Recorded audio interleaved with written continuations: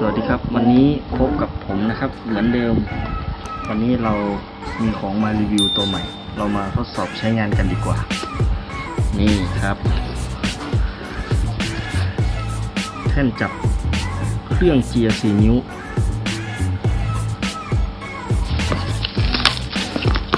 แต่ว่ามันมีหลายคนบอกว่าถ้าเราใส่ใบตัด4 นิ้วเนี่ย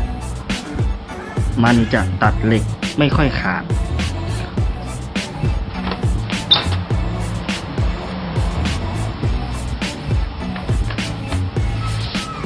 ผมก็เลยจะ modify ให้มันใช้กับใบตัวนี้ได้หน้าตัวนี้น่าจะ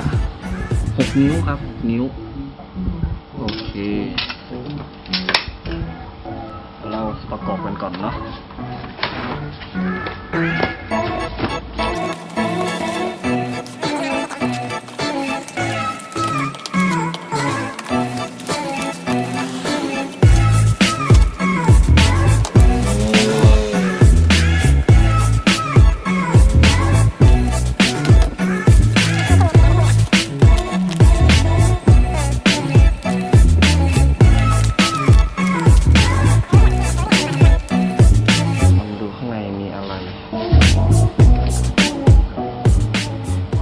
เป็นตัวจับ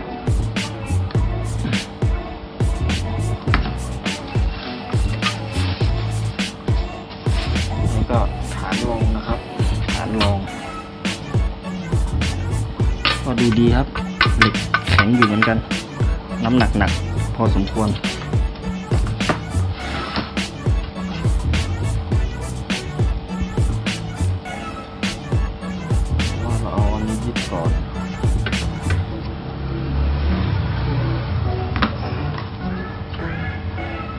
ใช้หกเหลี่ยมนะครับกระเจหกเหลี่ยมมาครับหกเหลี่ยมหกเหลี่ยมนะครับ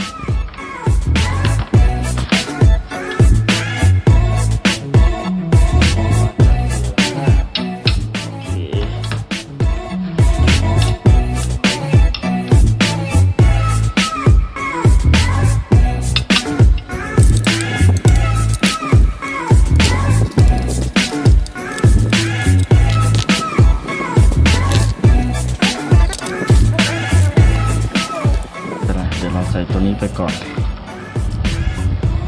ใส่แหวนสปริงแหวนอีแปะนะครับ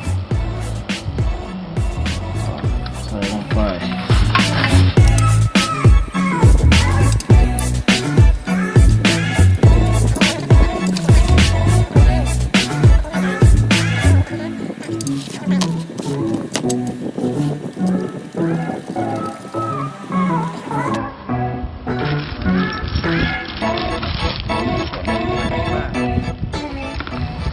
มีแถมมันนี่มาให้ด้วยครับหกเหลี่ยมแถมหกเหลี่ยมมาให้3 เบอร์ครับสำหรับใครที่ไม่มีอุปกรณ์เขาก็แถมที่มาให้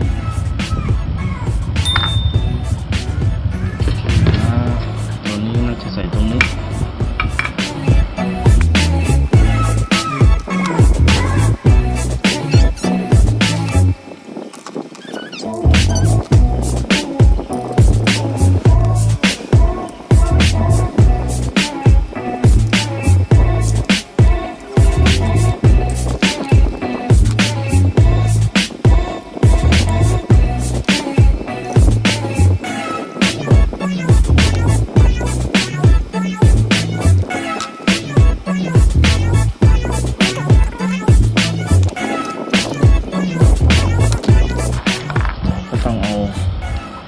พลาสติกตัวนี้ใส่เข้าไปก่อน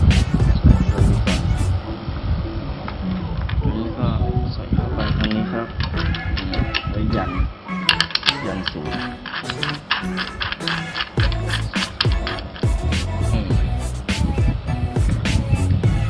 ตรงนี้ปึ๊บ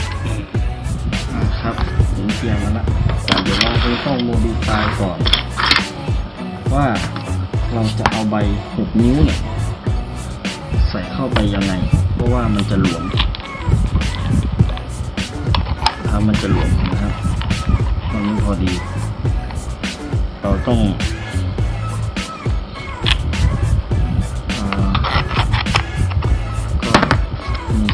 ตัด4 นิ้วเนาะเสร็จเราก็ต้องตัด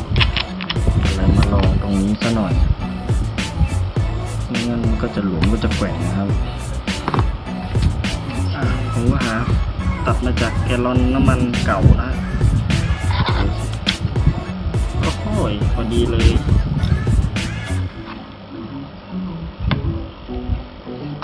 เจาะตรงกลางก่อนดีกว่าเดี๋ยวเราจะไม่รู้จุดศูนย์กลางมัน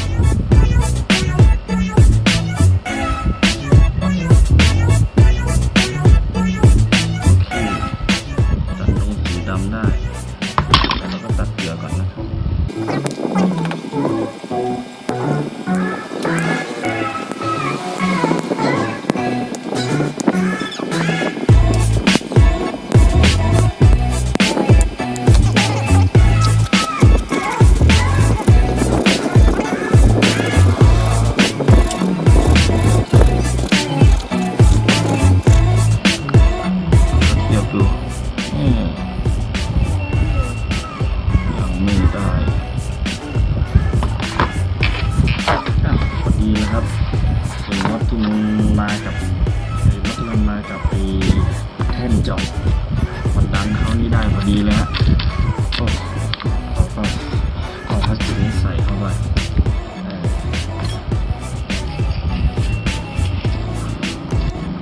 แล้วก็เอาตัวนี้ขันปิดลงไปเดี๋ยวเราจะเกียร์มันด้านข้าง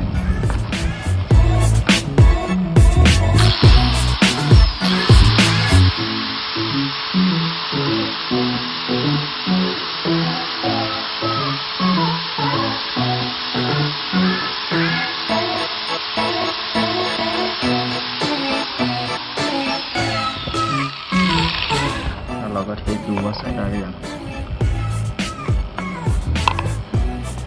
พลาสติกได้หรือยังเอ่ยอีกนิดนึงอีกนิดเดียวนะครับอย่าออกเยอะเดี๋ยวมันจะ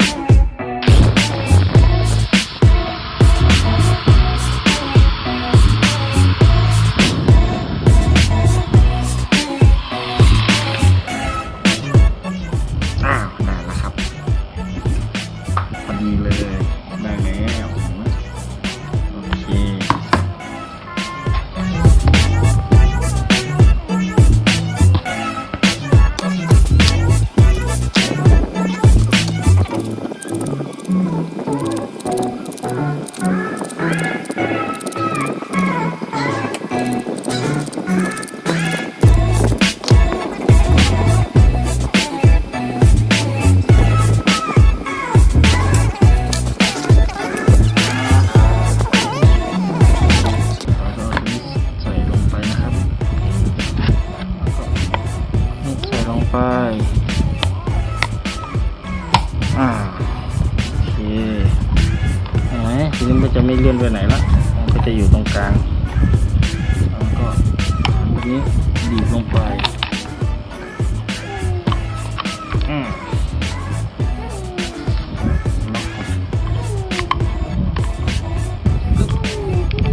โอเคแล้วก็จะลองเปิดดูก่อนนะครับ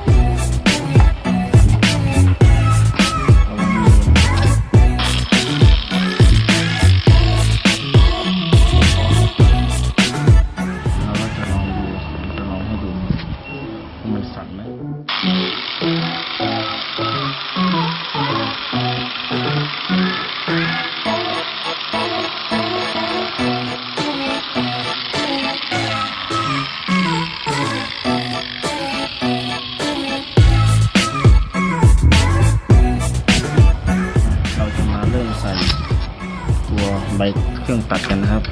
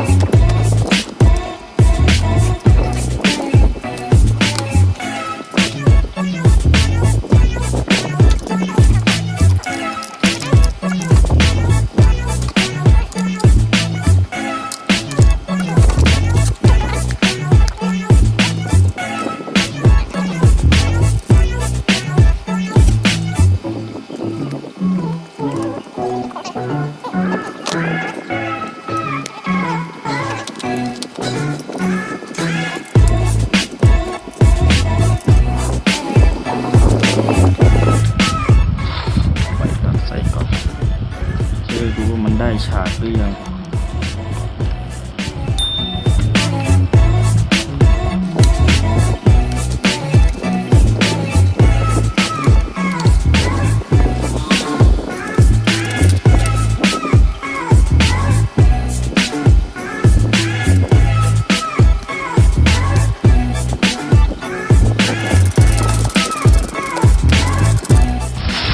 เรามาดูครับว่ามันได้ฉากหรือยัง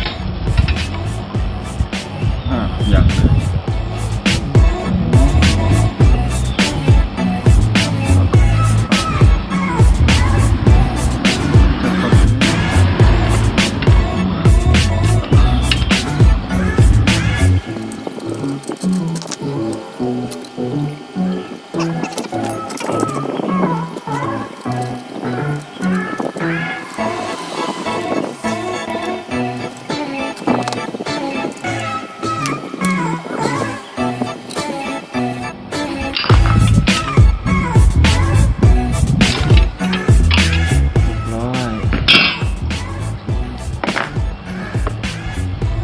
เรามาดูครับกรอบกันสะบัดมันยังจะใส่ได้อยู่ไหมครับเป็นตัวนี้โอ้โหก็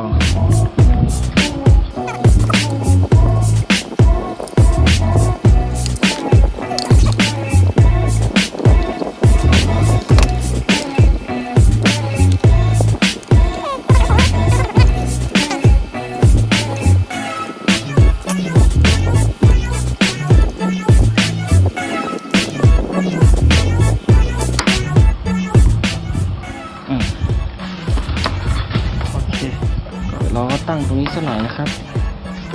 ว่าตรงนี้มันต้องมี